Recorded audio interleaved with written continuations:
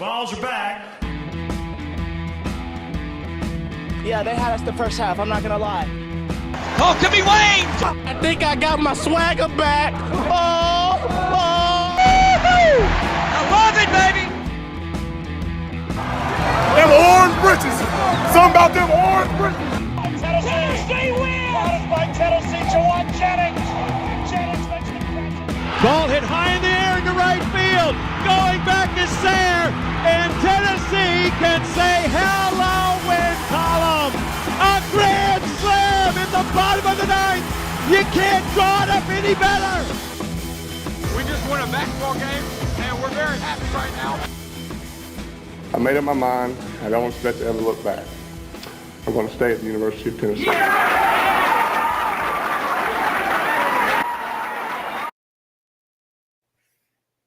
Reddit did to do, and welcome into More Important Issues. It is Sunday, January 22nd. I believe we have that background. Let me get it up here. I thought I uploaded it. I guess I didn't. That's on me. We'll get it. Good weekend for the Vols. We're going to recap all of that. It is wild card weekend. I know we don't talk about much on this, or not wild card, divisional round weekend. I don't want to talk about it much on this podcast, but I do want to mention, Landon, I didn't think the Bengals would win. Well, I don't think many people did. I really didn't think, like, when I say I don't think they'd win, I didn't think they had a chance. It just felt like it was the DeMar Hamlin game. It was the Bengals had 3 missing offensive linemen. Yeah, it was a lot going against them.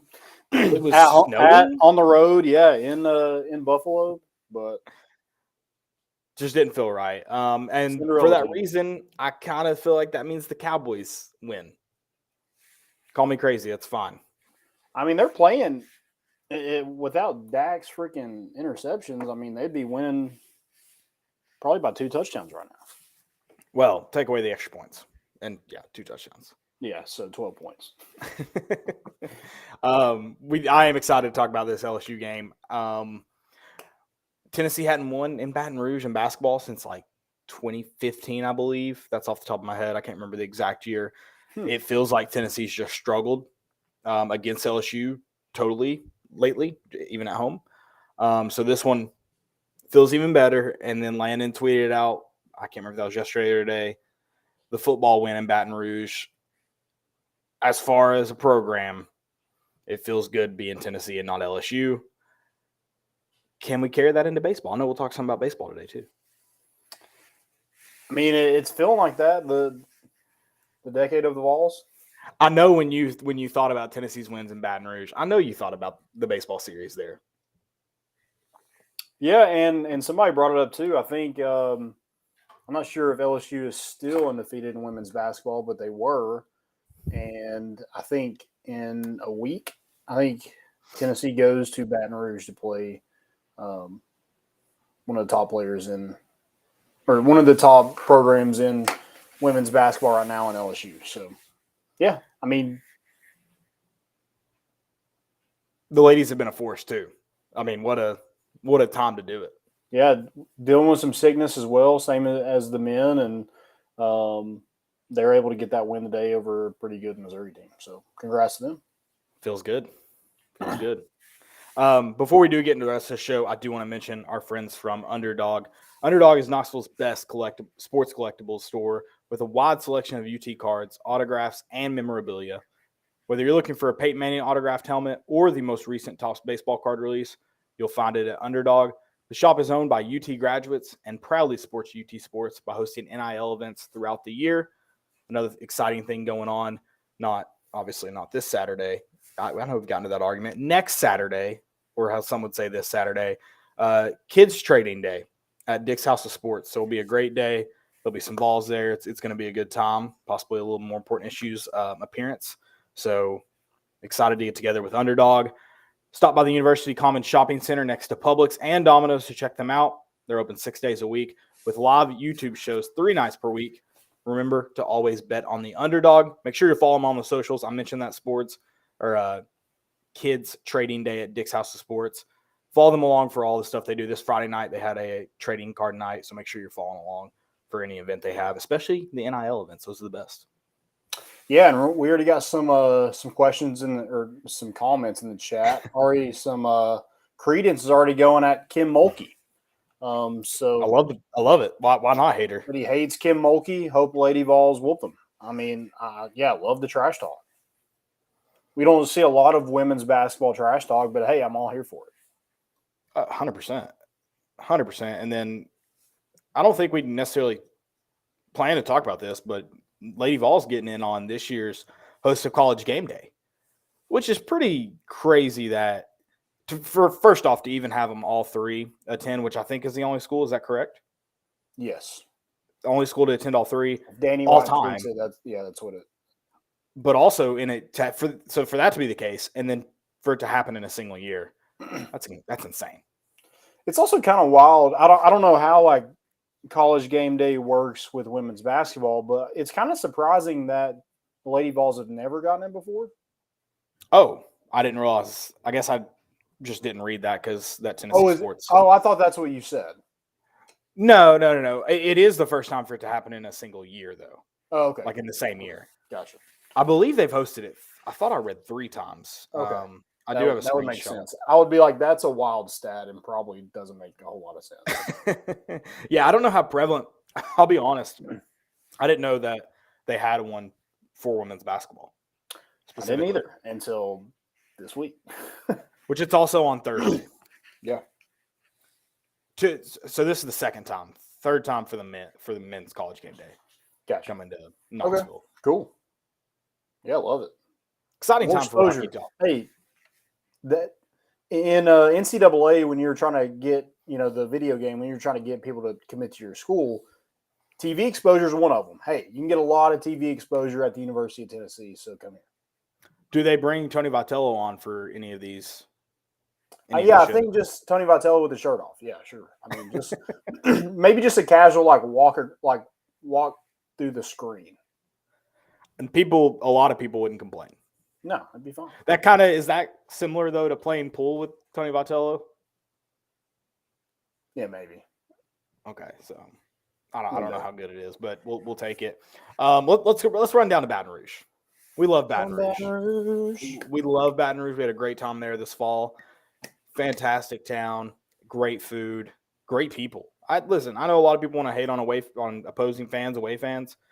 I can't. LSU was awesome. Even when they got beat, they were awesome. So shout out to Baton Rouge. I hope they were that gracious this Saturday because we did spot them. We spot them really at first half. Wait, what? Say that again. We spotted them at first. We let them stay in the game for the first half. Oh yeah, kinda.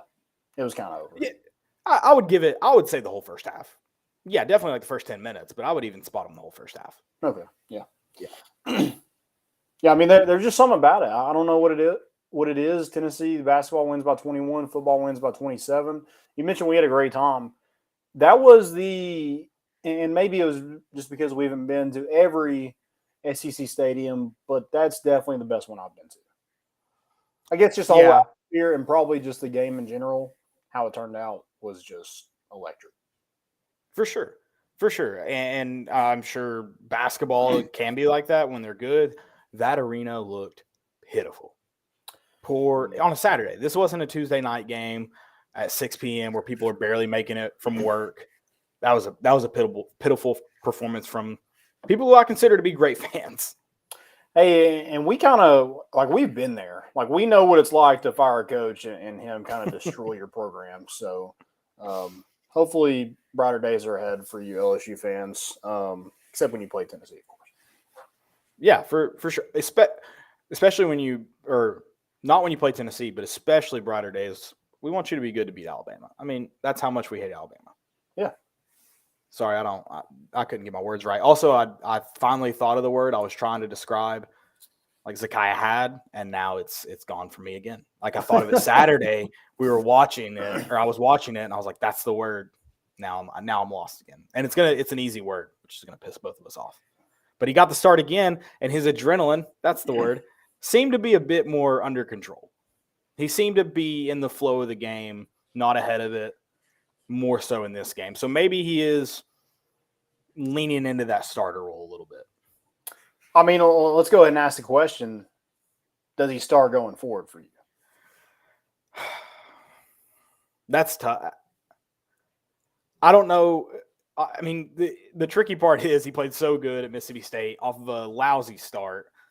He played pretty good, but when you look at how did he impact the game anymore in that one? I don't know. He didn't have the lousy start. He had some mistakes early that you're thinking, oh, maybe he is still trying to get calmed down. I don't know. What do you? Can I defer that question to the second half and give it to you? Yeah, that's fine. I think so. Mm-hmm. I think you do start him going forward. And until he proves that he can't do it, with him playing 77 minutes in the past 2 games and, him having 10 assists and only 1 turnover yesterday. I know LSU is not a good basketball team. I know Mississippi State isn't a good basketball team. But the fact that he's doing that, controlling the offense and not only controlling it, but commanding the offense. That's what you want in a point guard and a quarterback, and that seems what Zakai has been for this team. He's just been a boost, even when they're shorthanded. Against Mississippi State, it didn't matter. He's going to go out there and get his. He's proven why he's one of the best point guards. They kept mentioning it on Saturday that he's proven to be one of the best point guards in the SEC. And, I mean, to be honest, like he is the best point guard in the SEC. Who else would you put in that category? I mean, the SEC's kind of been, kind of rough starting SEC play. I mean, it's Tennessee and Alabama, and it's kind of everybody else at this point. I would almost say after Tennessee's performance against Kentucky and how Alabama's played the whole SEC, I think it's just Alabama right now in terms of regular season. Yeah. But, I mean, there's two. It's two. I think Tennessee has kind of separated itself from, the Kentucky is kind of a one-off, and I'm sure, Alabama had a close game against somebody. I can't remember who it was. But everybody else, they've kind of blown out. Alabama's had some close ones, but not over the last, I guess, 2 full weeks now. I have been dominant. I have no clue why in the world the spread yesterday for Alabama, Missouri was 4.5. Mm-hmm. I mean, that was the easiest $50 I've ever made. They look phenomenal, and it is scary. But the good news is Tennessee, Alabama face off here, and you mentioned it. I don't think they're just far and away necessarily a better team, but they're right now. I think they have taken command of the SEC, and I think their first test is going to come. Well, they do play Auburn for Tennessee, which is good for Tennessee, but I think a full 40-minute test is going to come against Tennessee. I think it's our next one. I really do. How good they've looked. And, looking at everybody who lost throughout this week, that's probably going to be a top 5 matchup. If both those teams take care of business, in these next 2 weeks. But, I mean, Tennessee does play Texas. I'm not looking past Texas. They got Texas College Game Day coming on Saturday. But, man, that could be fun. It's lining up kind of for all the stars are starting to align, for sure. Yep. I mean, even you already see College Game Day and Tennessee, Texas could be it will be, I guess, top 10 matchup. Those rankings get released Monday, right? And then it won't matter what happens on Tuesday, Wednesday. So, good deal there. I mean, some good matchups coming up. To go back to the Zakia thing, I think it'd be very hard for me not to start him. I don't think Tyreek Key gives you enough to really want to put him on the bench. I think it does get interesting when you add Urosh back to the equation. And I think because Josiah can be your 2 early in the game. Or 3. Or Julian, or 3, Julian, however you want to fill that out. And whoever you have the talent with Urosh in the game and Josiah, you can guard the positions. You're not like it could get weird. That's the only wrench I think would be thrown. I think at this point, he gives you so much more than Tyreek Key. It's no question. In between those two, Zakai's either. Well, Tyreek Key played a lot better yesterday. I thought so too. Found his shot, had 7 rebounds. He just looked more confident coming off the bench. So, I'm thinking if it ain't broken, don't fix it. Yeah, keep rolling with it and until something else comes up. But it just seems like no matter what's kind of thrown at this team, they're just like, hey, we're just going to go out here and play ball. Jordan James getting better. Julian Phillips is getting more consistent, not in and not out. We mentioned Tyreek Key. I mean, this team is just looking a whole lot better offensively. And, I think when they play small, like when Josiah's at the 4, that's their best lineup. That lineup that started yesterday, that's their best lineup. It probably It's is. not even And close. unfortunately, you get into matchup scenarios where you just really shouldn't or can't play that lineup. But yeah, it's hard to deny that When they're knocking down shots, I think it's tough for anybody. Like, what 4 is going to want to guard Josiah when he's able to shoot from the 3 like that? Well, and it's interesting you talking about how you point to how well this team shoots. I saw some arguments, and this is a question in terms of what is this the best Barnes team? And a lot of people talked about that. Was it 18-19 team? How that was a very, very good team. Grant and Admiral would throw everybody around the rim around. Like there's no one that can. Where did they struggle though? They struggle getting out to guard people in 3-point range. Yeah. I don't know if they can stop this team from scoring. I think this is the type of team that team's Achilles heel. When they are shooting well, yeah. You have to shoot well, but we always I mean, you can go to that tournament and you go, if a team's shooting well, you've lost. Period. Mm-hmm. And I think that's what this team is. And it's an interesting argument. People that act like there's a surefire answer crack me up, but it's an interesting argument. And I think how well this team shoots most nights. I mean, if we're just being honest, there's not a ton of just bad shooting nights. Yeah. It would be interesting to see who guarded, because I think you'd have to put Josiah on Admiral. Who guards Grant? Technically, no one, because they can't. Yeah, that would be the question for me. Like, who's guarding that guy? Your best hope Zakai and Jordan Bone. Now that would be a freaking track meet. It would be. It'd be a ton of fun. Yeah. I don't think Jordan Bone could guard Zakiah. I don't. He was, and I think it would be a very fun contest on the other end of the court, watching those two go at it, because Jordan Bone was fast and he could get around guys, and watching Zakiah defend that would be fun. Yep. What were we talking about? In terms of shooting, it sucks because when you shoot, you didn't shoot exceptional. When you shoot that good, though, in the defense you play, you're not going to be beat by many people in the country. Right. Yeah. And it's not a perfect shooting night by any means. You just got to be efficient. Yeah. Sorry. I'm going to kill him. Let me go down here and strangle my dog and come right back to this. All right. Yeah. At PETA. PETA. But, hey, one thing about Zakai, 2 blocks. Who saw that guy? Who won that prop? Who put that in? He got a little jab from Dane Bradshaw on there for his first one. Oh yeah. I got it. Getting that block. Doesn't get many of those. He doesn't get that many, but he's got as many as some of our bigs. I won't at them right now, but he does. Yeah. I mean, that's why I think like they're so much better when they go small, is because like you don't lose anything rebounding wise when you put Josiah at the 4, because he rebounds better than our bigs. He had 7 rebounds. Tyreek Key had 7 rebounds. No, Jonas, I thought he played really well the other night or last night, yesterday. When did we play? Was that yesterday? Yeah, you were getting there. You were working on it. No, it was 4 p.m. 4 p.m. It got in the night. It was getting dark. Yeah. Yeah. It was that early dinner crowd. But yeah, I just think you don't lose anything rebounding the basketball. So why not?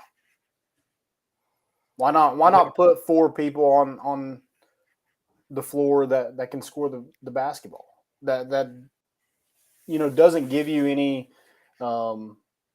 lapses on defense. I just think that's where Tennessee needs to go, and it looks like they're going that way. Yeah, I think I agree. Like I said earlier, I agree with you, and it's hard to disagree. I think the only time you get out of that is when the matchup says you can't, and you need to change it up. I think our 5s are interchangeable too, so like it doesn't matter who plays it. Like Olivier, he didn't play well yesterday, but Jonas played well. And it just seems like every night one of our bigs is showing up. And I hope that's the case, especially when you throw Urosh in that mix. I know he was ill Saturday, but I hope when you throw him in the mix, surely you can get something out of one of the 3, preferably 2 of the 3 are having good nights. But like I said, I can't entirely disagree with that statement. The only statement I would disagree with in what you said is no lapses in defense, because I think they did struggle. I think it did put them in some tough single one-on-one matchups. I think they did struggle to get guys where they should be. It left guys open. We got bailed out of some of those that didn't result in points. One they threw right out of bounds where I think it was Tyreek Key came off him because he shouldn't have been on whoever it was, and it gets thrown out of bounds. So again, I think you struggle in that, but if you can, that's not unfixable stuff by any means. Yeah, I think LSU did shoot like close to 60% in the second half, but the lead never got close. I think it was like we were just trading buckets at that point. Did it get to 12 at one point, I think, in the second half? Yeah, maybe. Something like that. It was, still very much in hand. Yeah. It never got went LSU's way in the second half, but they did knock down some back-to-back shots. But that was about it. It was other than that early start, you kind of just cruised to victory, and it was the way this team struggled, and we talked about it Tuesday night. SEC road games, those are just the weird ones. Expect weird to ensue. That was when you got I think it was Wednesday night, you got the 56 fouls or whatever it was in a game. Just expect that kind of stuff. So you were kind of banking on that being the reason, and I think this team proved that they can kind of handle anything. Yeah, and I kind of want to go back a little bit to the comparison of the Grant and Admiral team. I will give this team credit, this current team. They're a lot deeper than that Grant and Admiral team. They're a lot deeper, and they have better guard play. And that's not a knock on Lamonte and Jordan. I thought they were really, really good. This guard play is just at a different level, and it's consistent, and it's deep. Yeah. So, I mean, you can have multiple lineups. You can play around. Like when you're up 27 points or you're going into a game where you're a huge favorite, you can play around with lineups. You can start as Zakai Ziegler and see kind of how it plays out for you. And I don't think anything – like, I think that's what yesterday was. Maybe it was because Urosh was sick, but it just seemed like, hey, like we can play around a little bit. And if our bigs aren't getting it done, there's Toby Awaka sitting right there, and he's going to give his all every single time he's on the court. Yeah. So he's going to run into someone. Someone's getting knocked out. Yeah. We're doing it. Yeah. I love that performance. I'm excited we talked about this week a little bit with Texas. You do get Georgia. Georgia's not a good basketball team. I don't want to like completely flash ahead and look at them. Georgia's just not a good basketball team. They did beat Mississippi State. I think that's our only win in the SEC. They did lose to Vanderbilt at home. And yeah, they're not good. You do have to travel there, and I think similar to this LSU record, I think that record at Georgia is not great either. Mm. Yeah, and it's a Tuesday night. Wednesday. Yeah, Wednesday. That'd make it better. It's all weird. Everything in the middle of the week's weird. I agree. What do you think the line's at? 14.5? What are they averaging? I feel like it's going to matter what they're averaging, and it can't be high. They're honestly better than I thought they would be. Georgia is. Like they keep things close. They are. Well, I just thought this year, even getting Mike White, I thought they would be abysmal. Yeah. So in that sense, they're better than They're a lot better than LSU. They're averaging 71 points a game. Yeah, they can score. So it might. I mean, 14. It might be sitting closer to 10 than 14. Okay. I don't know. Is that line out, Joe? If it is, will you let us know? Yeah.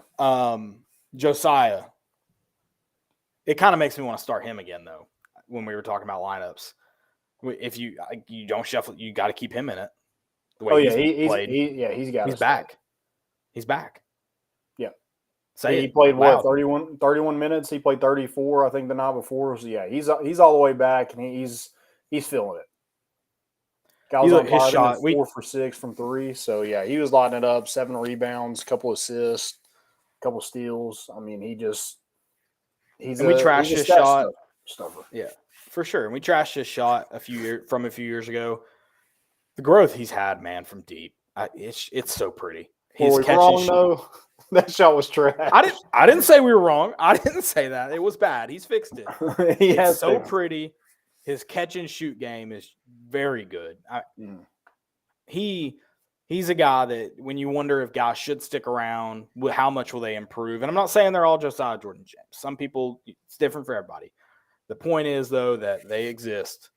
Because a lot of people say, oh, he wasn't a 5-star. I mean, there's not many guys in the country at any level that can play 1 through 5 like he can. Yeah. And so he was definitely that good. He just needed to get better, and he has. He's a hooper, 22 points in Baton Rouge. Yeah, when he's able to kind of get to that mid-range and, hit those, right at the free throw line, those are pretty. That too, it looks so easy for him. Yeah. It looks effortless. Yeah, it looks like a layup. Like it's going in. And I don't know, I don't know if that was his, knee kind of bothering him or what it was earlier in the season, but it just seemed like he hasn't been able to get to that point. It's been mostly 3-pointers. But there was something with LSU where he got to that mid-range, and man, that's tough to stop. Well, and that's just such a dangerous game too, because now with Tennessee's, I think you're spreading that defense out where the inside game's getting better for Tennessee. You've got guys that can shoot from all over the floor. If you can fill in that gap, it adds a layer to what the defense has to defend that makes it difficult. You can't be stretched 3 ways. Like, it's impossible. Mm-hmm. And Tennessee also had a season low in turnovers. Only 8 turnovers. Again, has a lot to do with LSU just being a bad basketball team. But I thought they pestered, though. I thought they were one of the just, like, what's the right word? Annoying defenses. Annoying is probably not the right word. They just played. They really, I think, tried to take advantage of maybe what they thought is either a slow Vescovi, an injured Vescovi, in his grill. I thought they pestered Tennessee's guards, especially. Mm-hmm. So at some of the best I'd seen. Well, yeah, I mean, that was the only way to beat Tennessee is force them into mistakes, but you're only able to cause 8, and that's why you got beat by 21. Right. I mean, I think they had 18, 19 turnovers, and Tennessee, I think, had 33 points off those turnovers. So, I mean, that's the difference in the game right there. That, I don't know who it got credited for. I'd imagine Tyreek Key. That swipe he had, and the ball came out, I'm talking about real high in a way. Mm-hmm. Just great defense, and then just a fun play to watch on top of it. Yeah. Yeah, I like when this team gets out and runs. It's exciting to watch because you have guys that can just cram it, like Julian Phillips, Josiah. Josiah's hammer, if he had finished that off. Yeah. He's going to see that. They probably played that a couple times in film today. Yeah, that's a couple push-ups. I don't know if that's a thing, but like it should be. Like a drop pass in football, push-ups. A missed dunk should be like 50 push-ups. Yeah, and I think maybe even more with the added just theatrics he had on it. I mean, you saw him just take that hard dribble before. Yeah. His eyes got bigger going to the rim. That's extra.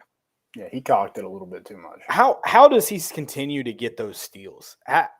Why are people lackadaisically throwing passes his way? He got 3 in that game that same way, correct? Yeah, I think just kind of reaches out on a slow pass. Insane. Yep. I don't know. I guess he's just so like he looks slow. I guess but he's not. Like he's like I don't get it. Yeah, he's like playing a trick. I don't know. He's hustling. You got to bait him first. Yeah, I mean that's pretty much what it is. Yeah, he just kind of baits him to throw it, and he's like, all right, that's 2 the other way. So he's going to be playing the secondary for Tim Banks next year. Good deal. That's fine. That would be a big safety. I love that. I love that we're now questioning people's size. Like that for a freshman, that's weird. I don't know if Nico's big enough. He might get broken. He might not be able to play in the SEC. Yeah, players can't play. Players can't come from high school and play in the SEC. That's never happened before. Crazy dog. Josiah might murder some. Like you said, big safety. Get him going downhill. Also, I saw some comparisons out there. One, I was very, just because he ran, he was compared to a certain quarterback. I'm not going to name it because that'll probably give it away. But he reminds me a lot of Justin Herbert. The way he moves. Yeah, the way he moves, like his release and everything is super quick. Like he reminds me of like Justin Herbert in college, like not filled out all the way, just kind of raw talent. can make every throw. But he also just, I mean, he does give the Mariota vibe a little bit too with 8 and dark visor and his ability to get out of the pocket. He gives me that vibe too. But yeah, some of the ones I saw was just like, what? I didn't see any I just saw size comparisons. That's all I saw because there was a bad tweet going around about how he wasn't big enough. So, which, we definitely should be judging a high school player at an all-star game anyways, which I can't wait to do. Yeah, we talked about who won the MVP. Yeah, let's not. We talked about overreactions on Thursday's show, and Friday night just fully played out. I loved it. It was my favorite. Scrolling through Twitter, just getting Nico updates was awesome. We'll actually talk about this, and then we'll jump back to baseball. How about that? Okay. Yeah, the overreactions was a lot of fun. The 2 interceptions, excuse me, that drew up a lot of controversy. I love that. The what? 2 interceptions. He just had one. I thought he threw a second. No, he just had one. Well, this is me. I'm telling you, I didn't watch it. I just saw the highlights get clipped out. I thought I saw someone say he threw a second. I actually thought I saw multiple people say that. So I don't know what happened there. I watched it. I didn't see a second one. And then a lot of people freaked out when, I guess, an old Bills and Dolphins game came on during the broadcast. These were some of my favorite of the Polynesian Bowl on Friday night. Yeah, it was like during like an injury timeout or something. I don't know. I couldn't tell you. They didn't cut to commercial. They were like, we'll just show you some more football. It was just like I was watching it, and then I was like, oh, did it – like it felt like every Tennessee game where there's a game before it, and it goes on, and then I'm watching it on a different channel, and then like I'm watching they give it, you no it goes warning. to break. Yeah, and then it just like it's not on there anymore. I'm like, oh, crap. That happened to me yesterday. I was watching it, and I walked away doing something in the kitchen, and was like, why are we watching this? Thinking, what do you mean? It was UFC something. I don't know. And I had to get to the right channel. So, yeah, definitely happened. Same thing happened. That pass that you posted, I mean, good. If you're a Tennessee fan and you saw that and you thought anything negative, you're a dunce. That's it. Breadbasket. Just a beautiful throw. I'm pretty disappointed he couldn't stay in bounds. I know he led him a little bit to the sideline, but you got to find a way to get a tutty out of that thing. Yeah, got to keep going. Tightrope it. Yeah, I thought he looked really good. I mean, he was 13 of 20, 186 yards, a touchdown, 65 yards rushing. He did have the interception, which wasn't a great interception, I'll be honest. But, he won MVP. He led them he led that drive to get them the win.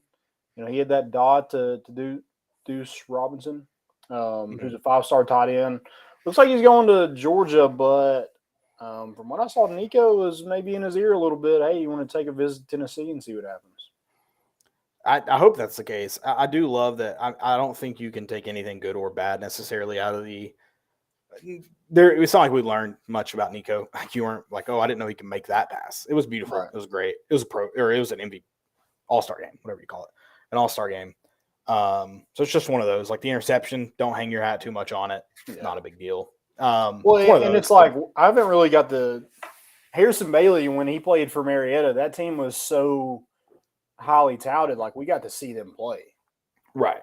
And so like this is kind of the first time we actually got to watch Nico play a little bit, and it was cool. But I thought Harrison Bailey was that dude when he was in high school. And it turns out he was the backup at UNLV for a little bit. So, Which Harrison, it's not the end all be all. If you want a couple drinks on us in Vegas, we'll be there in a couple days. So 100%. Yeah. Just holler at us. Sure. No hate, all love. Yeah, VFL.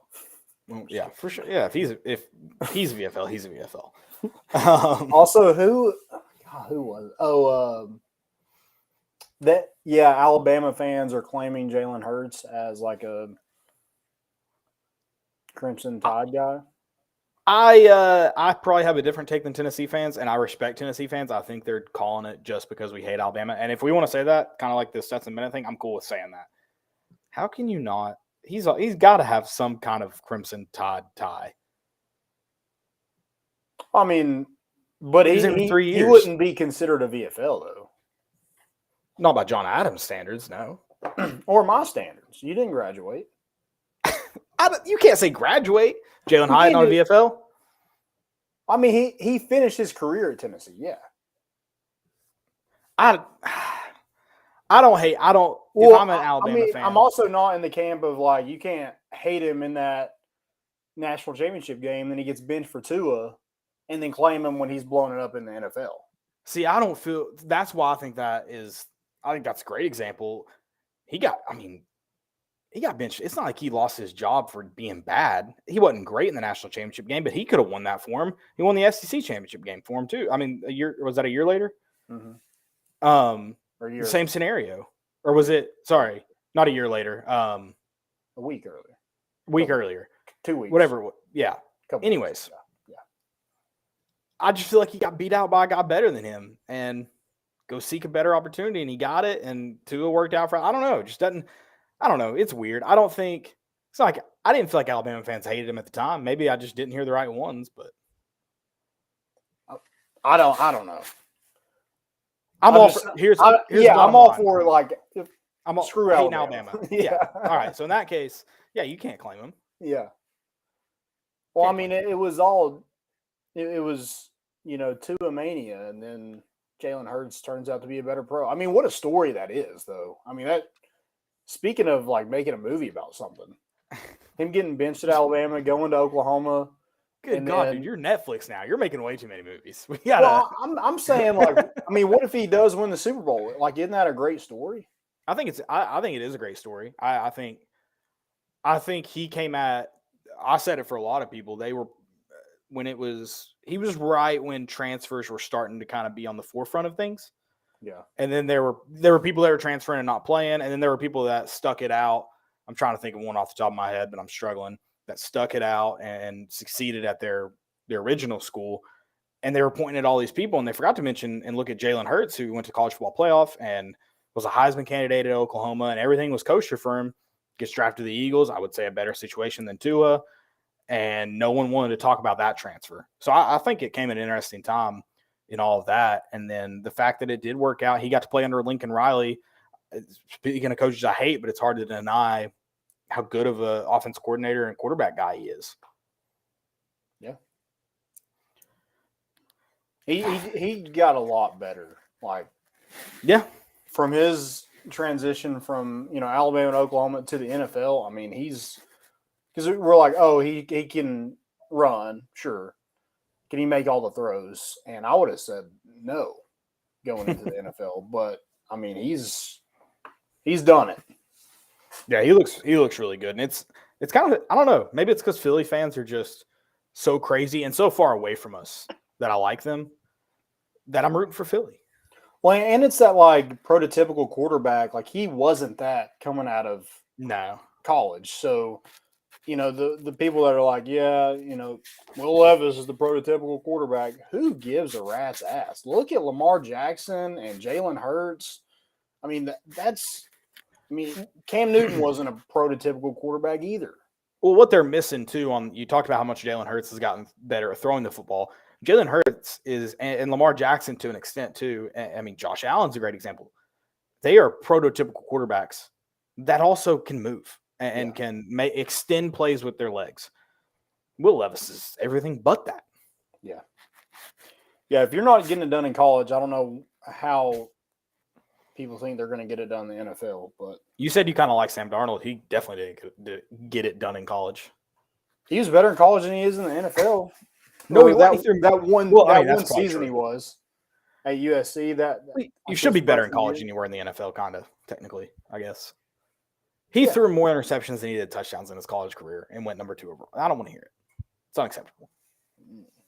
Unacceptable. I mean, I wouldn't have picked any of those guys. Oh my gosh, I didn't think about that. Panthers had what? Was it? I don't think. Did Sam go 3? What did he go in that class? Because that was a stat class, anyways, and they still took. Wasn't it a stat class, or what class am I thinking of? That would have been. Was it Josh Rosen, Sam Darnold, and Baker? Was that 2016? Was Deshaun Watson and Patrick Mahomes in that too? 2017. I think so. No, because that was a Mr. Trubisky. Yeah, that was Mr. Trubisky. They didn't go that year. What year did they go? Anyways, all right, we'll go on. Mayfield, Saquon, Darnold. Darnold went 3. That was it. Okay. Thank you, Joe. I couldn't find this on my phone fast enough. A horrid draft class besides Saquon. Yeah. All right. I don't even know where we're at. We got so off topic. I mean, we were talking about Nico, and I thought he played really well. Trying to get – there was a question in here. Any chance Deuce Robinson gets on campus? I guess there's a slim chance. I just don't know if one visit late is going to, sway a kid that's been recruited pretty heavily by Georgia, and they just won the national championship. That would be tough for me. Yeah, I doubt. Unfortunately, I don't know if it's enough for the quarterback to – the quarterback is probably not even starting. Don't know if he's enough to sway you. Yeah, for sure. But we'll see. Maybe you get you on campus, though. Maybe. I mean, and then anything can happen. You just got to get him on campus. I'm not putting my money on it. I'm not. Let's get some baseball. Let's get to some baseball. 26 days. It's close. It's very close. It's too close. 26 days. It's going to be a lot of fun. They had the first pitch banquet last night. So there was a clip I heard. I didn't go, but my dad went. Of our good friend Ross Kivett. Was he there? Was he there? He was. What happened? I think he just recorded a video and they played it. And he was talking about Frank Anderson and who else was he talking? He was talking about something else. My dad said, I can't remember. But yeah, I meant to text him today and be like, because my dad took a picture of the screen. It's pretty funny. I was about to say, if he was in Knoxville and he didn't let us know, I don't. Apparently, he still has a house in Knoxville. That man, I don't know that's what I've heard. Is he Airbnb in it? How do we get to stay in that house? Yeah, let's use it. It is crazy. I guess Lana was looking at the schedule and talking about good games, tailgate, and all that. And I even looked at away games and seeing what ones we could possibly go to. I don't think I can go to any, by the way. The ones I could go to, technically, we have weddings that weekend. So shout out to all our friends getting married. Thanks a lot, guys. But I am fired up for this. Such a good SEC schedule. We'll just go to Omaha on Thursday. Yeah, perfect. Yeah, we talked about how much fun this SEC schedule is going to be on Thursday. I can't wait. I cannot wait. Yeah, it's going to be really cool. I mean, just so much talent in this league now. I mean, we were talking about last episode of that LSU Tennessee series, and man, so much freaking MLB talent is going to be on that field at the same time. It's going to be insane to watch. I mean, that's basically an all-star game. That game right there. Pitching Ninja is going to be all over Chase Dollander like he was Ben Joyce last year. It's going to be so much fun. Yep. People are going to hate Tennessee fans. It's going to be fun. Yeah, and Andrew Lindsay, Seth Alverson, I mean, that bullpen just gets better. And you got some young guys and Chase Burns, Drew Beam.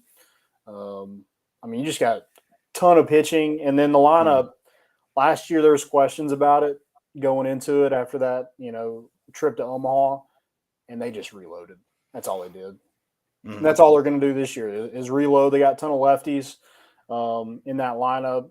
Really good transfers: Maliahuna, Zane Denton, Griffin Merritt. I'm excited. Kyle Booker, I'm excited to see kind of what he looks like in his third year in this program. Christian Scott's a guy that's been named by Tony Vitello in that Vol Confidential, I think is what it's called, with Austin Price. If you got to listen to that, he discusses some of the players and he mentions Andrew Lindsay, Seth Alverson, Christian Scott, and Charlie Taylor. So just tons of guys that you need to watch out for, kind of like, the same with this past year. Yeah, we talked about Alabama guys earlier. I'm excited for Zane Denton to be on on this side of home plate. Just go around. Yeah. How many? Did you say 5 lefties in the lineup? Oh, man. Maui's one. Jared Dickey's one. Blake Burke is one. I'm going to use more props. Zane Denton, that's 4. It's 4. Hard to do this when you can't see. We've got 4. That is terrible. Oh, man. I feel like there's somebody else. Christian Scott's a lefty. I don't know what the starting lineup, but he's a lefty. Kyle Booker's I think Kyle Booker's a lefty. We'll say he is. For the purposes of this prop, we'll say he is. No, he's not. He's not a lefty. All right. Let's play count the lefties. Yeah, I think it's quite a bit. Logan Chambers is another lefty. I think I've heard you say 5. I think I've heard that number mentioned. So whether you can think of it off the top of your head, either way, 4 or 5, that's half your lineup. Regardless, especially if you have a switch hitter, it's exactly half.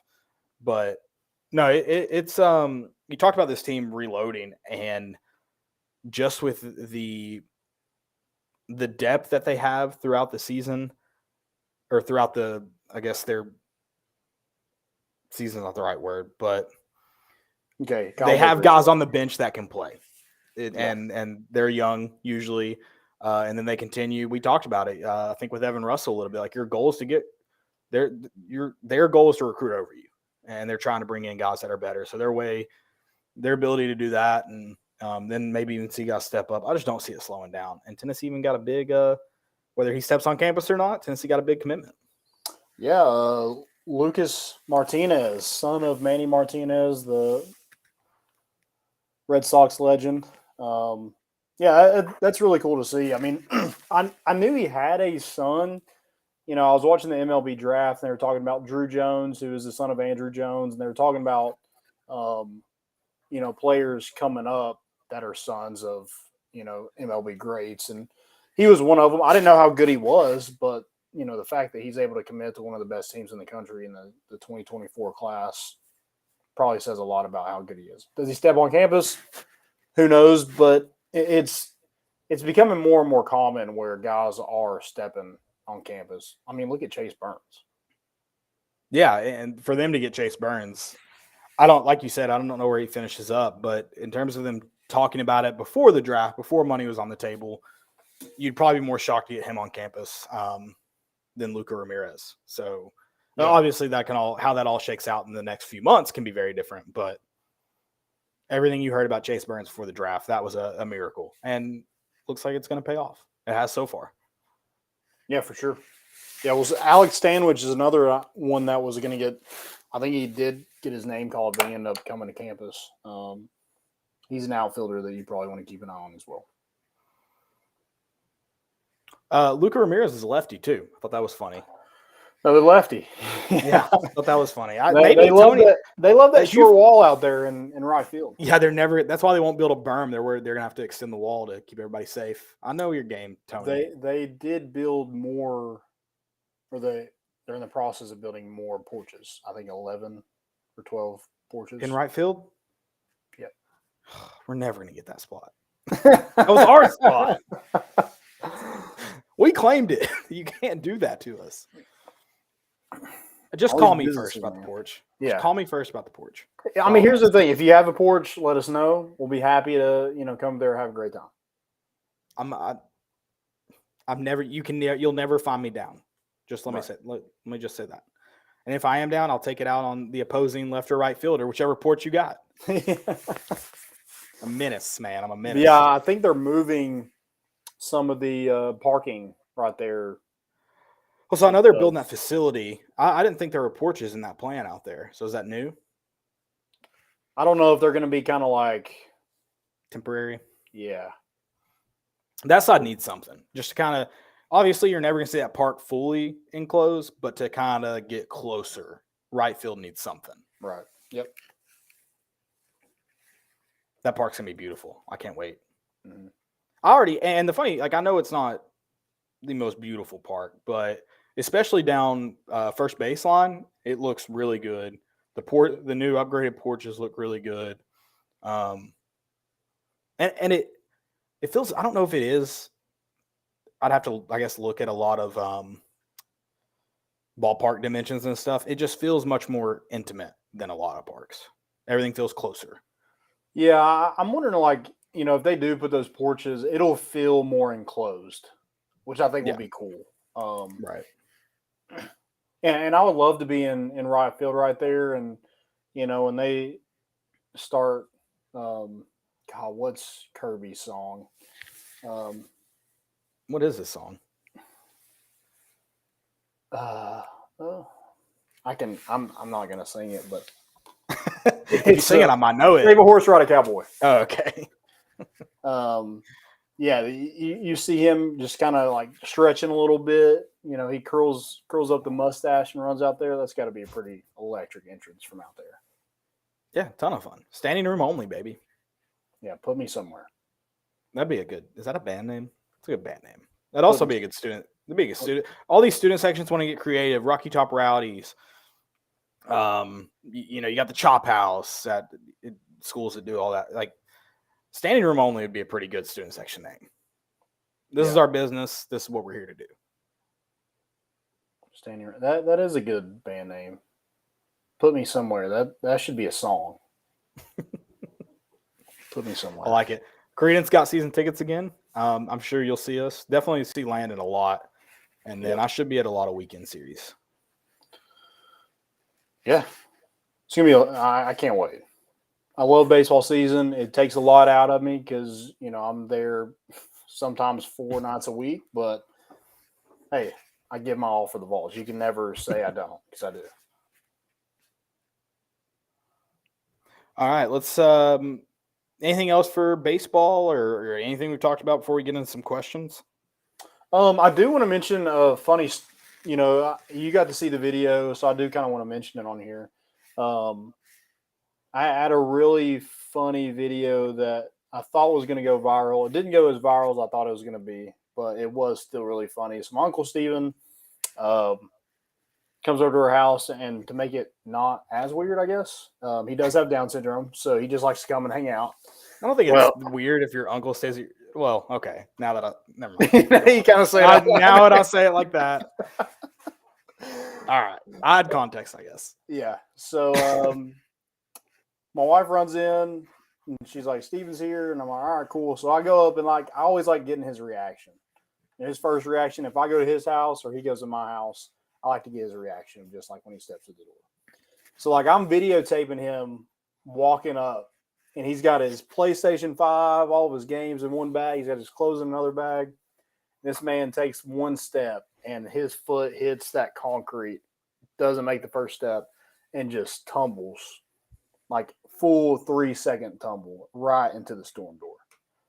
And falls out, and man, it was like we got on the Ring camera too, and that was probably a better video. But I mean, I was scared for him. I'm like, "Hey, are you okay?" Like first, I was like, "Oh shit!" Like you just got here, and now we're gonna have to get to the emergency room. But he was fine. He got up, and but man, it was just hilarious. I couldn't hold it. As soon as I rewatched it, I died laughing. I knew you would be dying, and I'm glad his face. I thought his face hit the doorknob, the door handle at first. Oh yeah.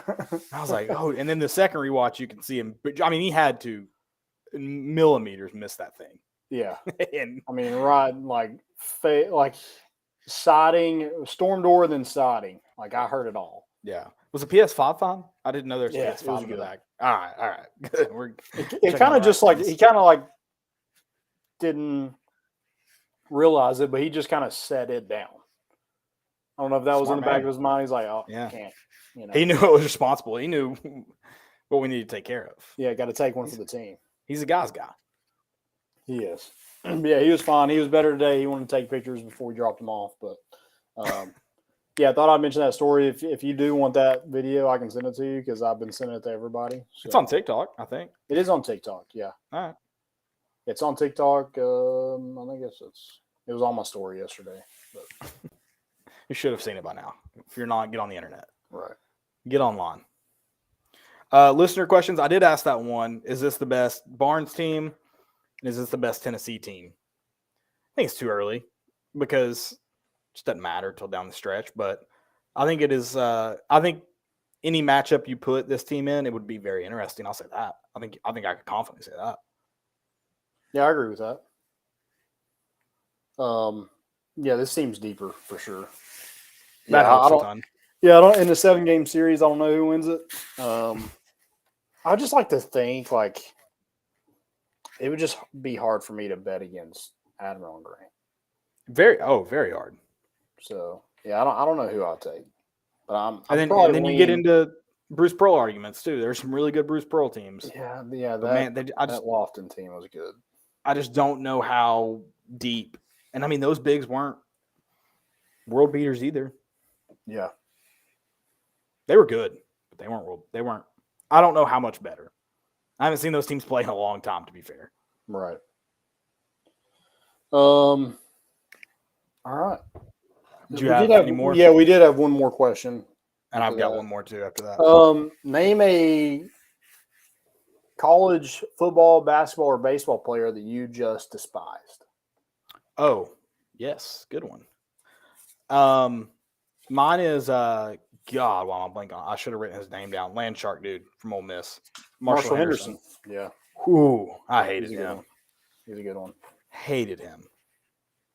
I think one that I had just kind of growing up, like being young, you don't really have those like that hatred for an opposing team.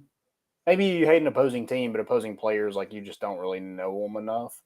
But Joakim Noah, dude, I could not. Like he was cocky and not like he had the ugliest shot, and he was one of the ugliest human beings I've ever seen. I mean, I just hated Joakim Noah. No, yeah, and he has just a hateable face. Yeah. No offense to him and his parents, but he has a hateable face. Yeah. I'm trying to think of a good one for football.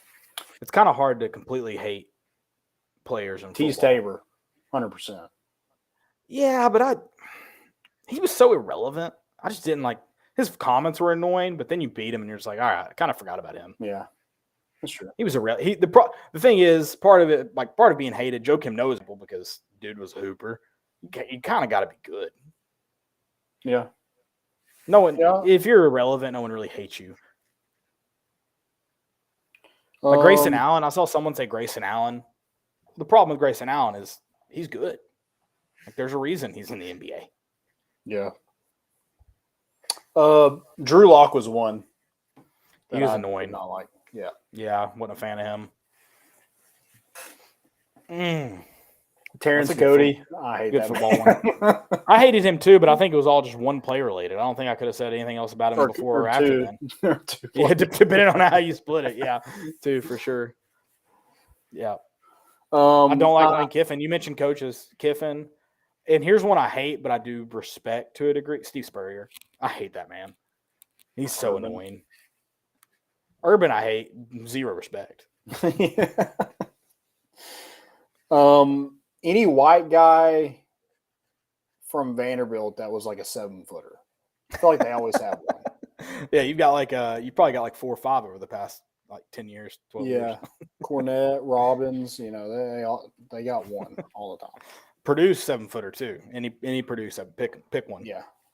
There's something about like people in gold. They just like having, Vacitis type. Anybody players. from Wake Forest we hate? I like Forbes. So. I like Forbes. Did someone end up transferring there? Am I crazy? Yes. Walker Merrill. Football. Okay. I was thinking someone transferred there to play basketball though. Okay. But yes, that's probably what I'm thinking of. Yes. Jalen Johnson. Okay. A couple years ago, did. I mean, he's long gone now because he was in our program for 4 years. But yeah. We were talking about Wake Forest. That's probably it. Steve Forbes, though. I am a fan of Steve Forbes. Tyler, how do you feel about Tyler Hansbrough after reading that John Wall or watching that John Wall clip? I don't know. A lot of people are saying it's not true. Tyler Hansbrough says it's not true. I've seen a lot of people, specifically Tyler Hansbrough. Yeah, because like if you're sitting in the locker room, like I mean, Cafeteria. you know who John Wall is. No, I don't. Yeah, and that's just I can't see a player saying that. Maybe he was off-putting. Maybe he was rude. I just can't see a player saying that. John Wall said Tyler Hansbrough told him, if you haven't seen the video, on a recruiting. John Wall was at North Carolina on a recruiting visit. I think he said Tyler Hansbrough just won like Player of the Year that year, and he told him he doesn't talk to recruits. Again, maybe off-putting, maybe rude. I just can't see him saying those words.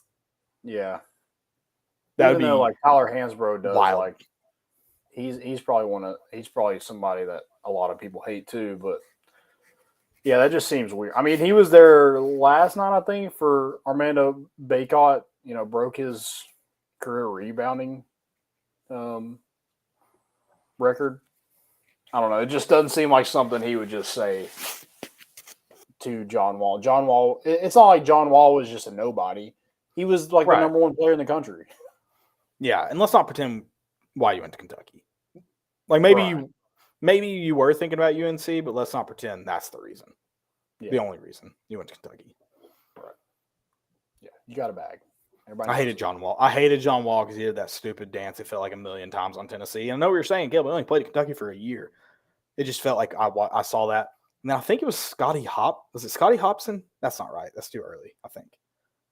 Or is it? I don't know. We beat Kentucky at home that year, and he gets up on the scorer's table and does a John Wall. And it was electric. Electric factory. You know what else is really cool? Like, I hate that too, but also, like, you have a song kind of named after you. Pretty cool. Yeah, like Eric Berry. Yeah. There's a reason why they make songs about you. Tennessee Hall of Famer. We're making it happen. Just say it. It'll happen eventually. Hall of Famer, yeah. I like it. Last question, and this is going to be different for both me and Landon because I think the last few have been similar. When did you realize Heupel would be UT savior? And I don't even know if you can 100% say that yet, but he did beat Alabama, so it's got to count for something. Yeah, probably. Maybe his reaction when they beat Alabama. Oh, mine's earlier? Wow. Yeah. I think mine was Florida this year. Really? I was pissed leaving that game, and I think I said it to you when we got back to the tailgate. I definitely said it to Sam. I said, Tennessee loses that game 10 times out of 10 the last 15 years. The way that happened in the fourth quarter, Tennessee loses that game 10 times out of 10. So this team might be different. And then LSU, that was probably like my first inkling of it. And then LSU, that was just like a stomping on the road to a West opponent. I was like, all right, he might be like, he's probably the guy. Yeah. I guess mine, maybe I had the battered ball syndrome where I'm just like, okay, we beat Florida. We beat LSU. Like, I mean, when's this like – this training's got to come off the tracks at some point. Yeah, it's crashing at some point. Who's quitting FIFA? Like, and then you beat Alabama. I'm like, yeah, that's it. Like, the guy. That night was fun. They're talking today. That's when I knew, like, when they were talking about extension, I'm like, yeah, give him whatever he wants. He's worth it. I hated that extension time. That came, the week of the Florida game? I was like, what are we doing? Yeah. But he's earned it. He earned it. He has earned it. I never said Alabama. Yeah, you can pay him whatever he wants. Because before that, we were just like, what are you going to pay him? Like, you're going to give him what Sam Pittman was making or, Lane Kiffin. Give him whatever he wants. He beat Alabama. I didn't hate the extension. I hated the timing of the announcement. It just set up for a bad. 100%. And also, I will say this for everyone that has, speaking of raising his pay to Kiffin level, we made fun of Ole Miss for getting fleeced by Kiffin. I'm okay with Josh Heupel not being the highest paid in the SEC when all of these people are way overpaying for some of these coaches. Jimbo Fisher, listen, I'll say it. You can clip this and hot take me later. Cold take me, whatever. Hugh Freeze, overpaying for him. You mentioned Sam Pittman. You're probably overpaying for him, which isn't much. That's embarrassing. LSU, Brian Kelly. South Carolina. Mm-hmm. You're overpaying. Yeah, agreed. So we'll be in the right boat every once in a while. How about that? That's all the questions I've got. Let's go to most important.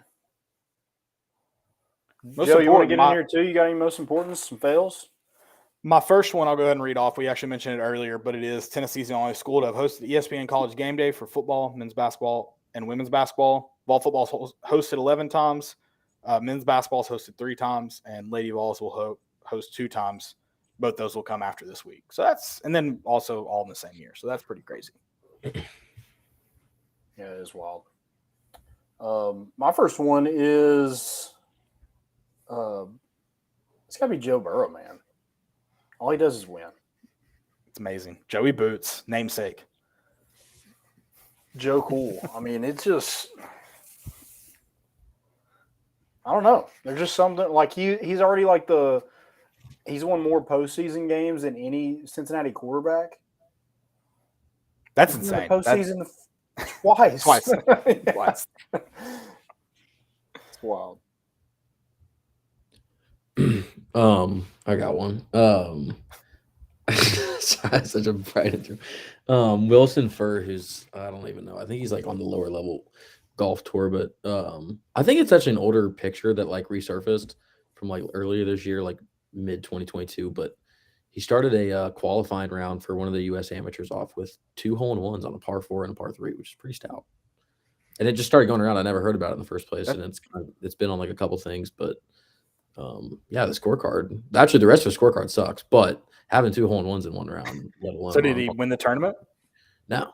Oh man, I think he shot. I mean, he shot like 1 under on the day, but when you start off like, what is that, 6 under or 5 under or whatever, like off the rip like that, you don't really have an excuse to not win. So. Yeah, I mean, good for him. That's insane. Yeah, I guess that counts for both. I mean, the fail would definitely be fumbling the bag atrociously like that. But. How do you come down from that, though? The fact that you came down enough to hit another hole-in-one? You can. I mean, you got all your luck out in 2 shots. So, I mean, honestly, you can't really ask for much more on the course. Dang. I got one more. Do you have one more? Before I did mention my love for Philly sports. Joe's a Philly guy. I forgot about that. Add that in. Huge Philly guy. Yeah. Go Birds. Is your favorite food a cheesesteak? Oh, cheesesteaks are so good. I've yet to have. I mean, I tried them down here. Try to get people to. I mean, I've had some close ones, but none of them even get really. They don't touch a true Philly cheesesteak. But if the Eagles do win, I might have to drive up for like a night just because Eagles fans, when you have a city that big at your disposal and got to grease the light poles, people just go crazy. It's a fun time. Can we go? Can we come to the parade? Yeah.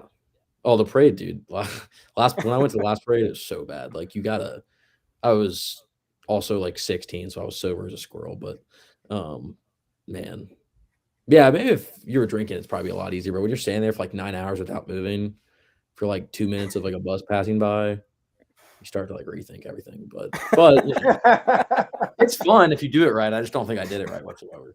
Dang. But we can run it. I mean, and you just described parades, and I agree, parades do suck. So, like, I see what you're saying, 100%.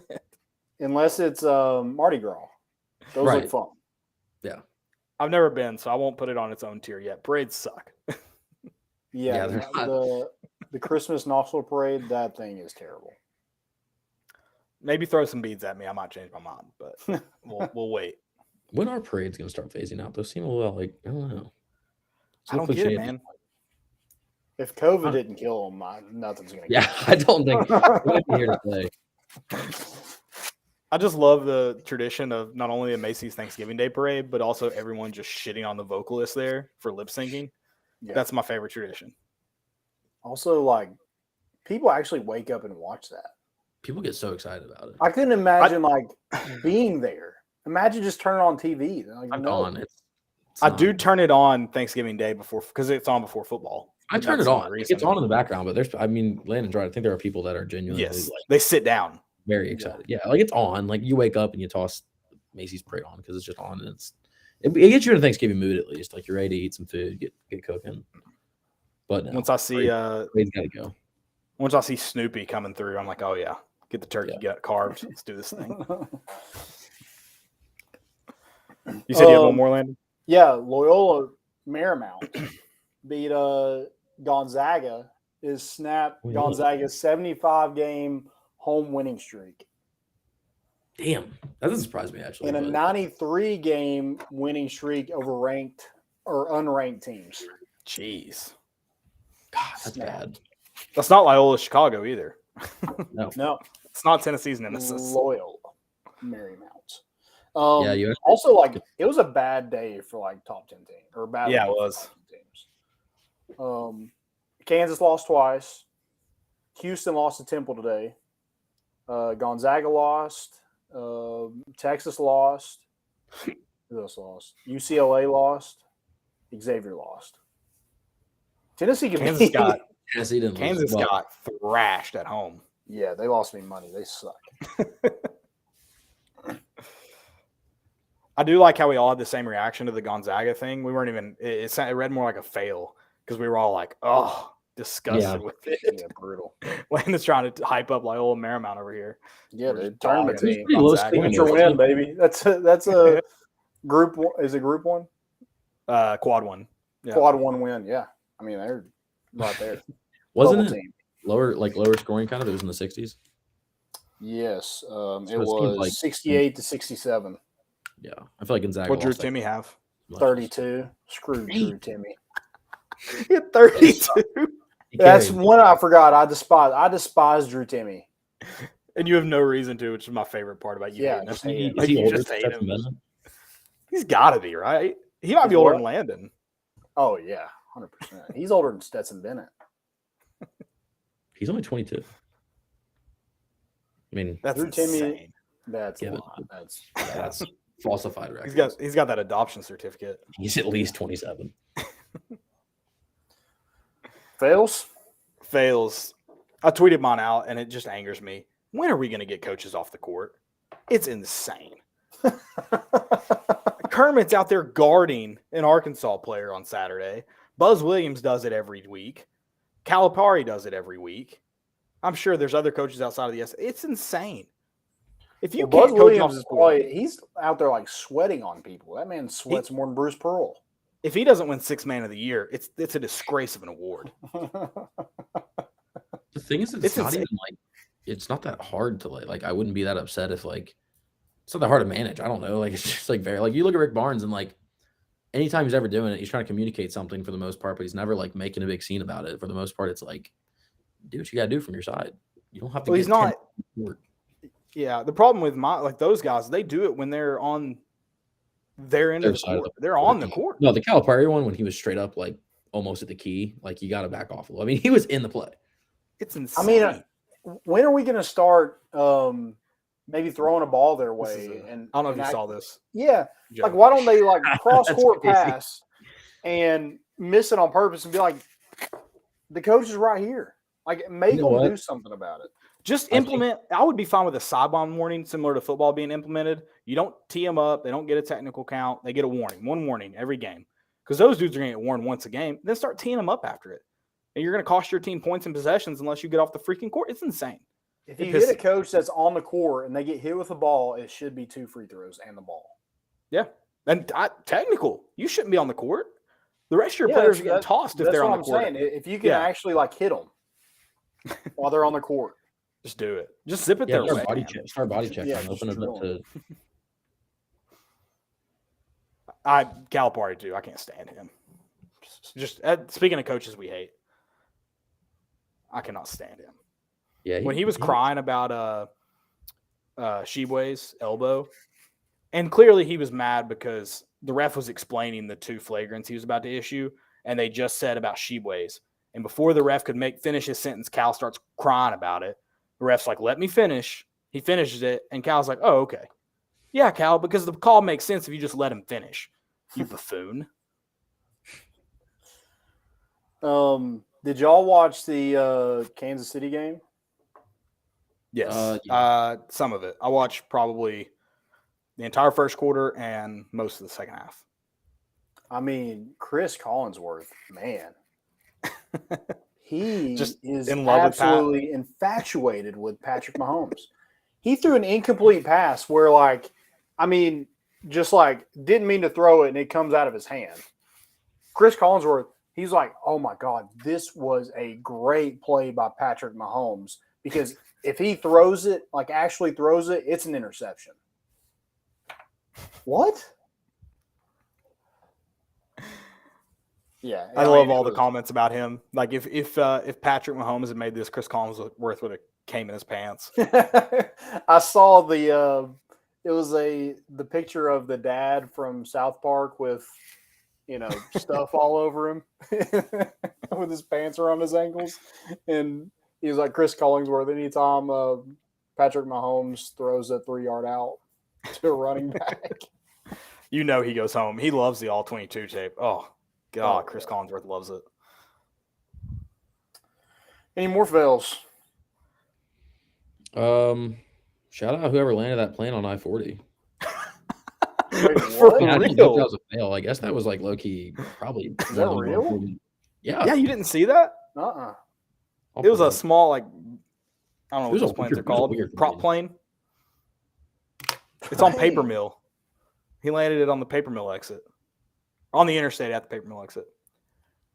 I was driving too, and the traffic was like I was going the other way, so it was not as relevant. But I bet everyone was stopping I and got watching home and though. saw that there was a plane. I was like, all right, I understand the relevance of the traffic. So I guess it's not really a fail. If anything, like landing it on the highway is probably one of the least fail things you can do. What if he But lands it and just like keeps going with traffic? It just That's what he should have done. I don't know why you pull off. I mean, you know how cool that'd be. yeah, just keep going. It's street legal, right? It's got blinkers. Yeah, it doesn't seem that. I know this is a massive take here, but it does not seem like that hard. If like my plane was to lose power to like find like, the nearest local bigot, like I'm not saying like normally it's way different scenario, but if you're able to coast it in there, like come on. I'm gonna start But- calling you Sully. Well, Got I mean, Miracle on like- the Tennessee up here. Realistically, like planes fly themselves. You basically just got to land it. And That's the hardest part is takeoff and landing. Yeah. right, but that's all a pilot's there for. It's not there to like they don't do anything in the air. I think if Probably like, not come that over little and- prop plane. I'd say you have to Yeah, fly different, that. yeah. yeah, for sure. But no, Yeah. I think that's a very well known thing. Like the hardest part's takeoff and landing. I think the hardest well, part's technically I think they say is landing the plane. Yeah, I've flown a plane once, and also not that hard. But in fairness, under some circumstances, I'm sure when you have to realize you got to land a plane on the interstate. I think if you coast over like 10 feet, people will see like and stop. Because I guess you do land on the thing like I-40 flies, cars are flying. Like you can just get rear-ended. You get arrested for that? I mean, I understand like there's. people Oh, make he's gonna mistakes be and stuff he's like gonna that. be like going. I mean, they'll through do an tons of interviews investigation with, to like make sure the it wasn't- FAA and stuff. Yeah, But Oh, really? yeah. You need to watch a video of Harrison Ford. He lands this plane on the wrong runway at LAX, and he gets on the mic. He's like, "Yeah, I'll be waiting, or I'll be up in the tower in a minute to meet with the FAA investigators." Like you know it's happening. Dang. yeah, they do that anytime. Surely, like he was able to call in like an emergency, and they were able to like stop traffic, right? You think? I don't think it was that quick. I think it just straight up like Oh, he did it with land- cars. I think Like, because there's that's cars all insane. around it, like right when it. So I mean, obviously traffic. My presumption is because there's traffic still moving the whole time, the plane's like going around, that they would have kept traffic stopped. Like they wouldn't have. I mean, maybe I don't know, but I think it was a rather, especially with those small planes when they fly. I mean, McGee Tyson's not that far from that exit, so it's like flying pretty Yeah. low, or even some of the private ones around here. So, how does insurance work? Like, if you got a car to plane, like, is there like head to car to plane? Like, if car ran into the back of it, like, like how does? I mean, I'm not sure what your insurance company would. I mean, it's not really a vehicle. I guess it's an air vehicle. When's Allstate gonna do that commercial? Car Yeah. coming through your windshield, the landing gear, Right? or your, I would yeah. be terrified. It's also Island Home Airport's probably even closer to McGee Tyson Yeah. that exit. That's what I was think. thinking. That's like right there. That's probably where they flew out of. In fact, I don't know. I haven't read anything about it, so I have Just didn't have any gas. Yeah, that's Up in the air. it. They ran out of gas. That would be terrible if that was what happened. I got one more, and this was the tweet that I was referring to about the Alabama Jalen Hurts thing. It says Jalen Hurts is the first Alabama quarterback to win an NFL playoff game since Richard Todd led the Jets past the Raiders in 1983. I mean, you can't just claim him as an Alabama quarterback, right? I think in that situation, in that specific tweet, I think you're an Oklahoma quarterback. Yeah, Okay, cool. that was where you finished. Yeah. Where you graduated from. or finish your career. Yeah, whatever. That's all I got. That's it for me. Same. Guys, Been fun. Go Birds. Go Birds. there's a lot of birds actually in the NFL. There are. You're right. Like, Cardinals, name them all? Ravens. oh, I thought you meant like Eagles. actually in the playoffs. How many are there? I don't know. There's one. I know at least one off the top of my head that you're missing. Which ones did he say? Falcons. I don't think he named the Falcons. Falcons, actually. Yeah, Falcons. There's one more that I know you're not naming. Falcons, Seahawks, Eagles. Seahawks. That was Ravens. it. I think you got them all. I think team effort. They're 5, yeah. All right, guys. Thanks for listening. We will be back on Thursday. I can't think of what today is. Have a great rest of your week. Great Monday. I know Sunday scaries, but we'll get through it. And keep an eye out for our we'll have a giveaway sometime this week. Also, go check out Underdog Collectibles. Love those guys. And we're bringing the boat in, and we out.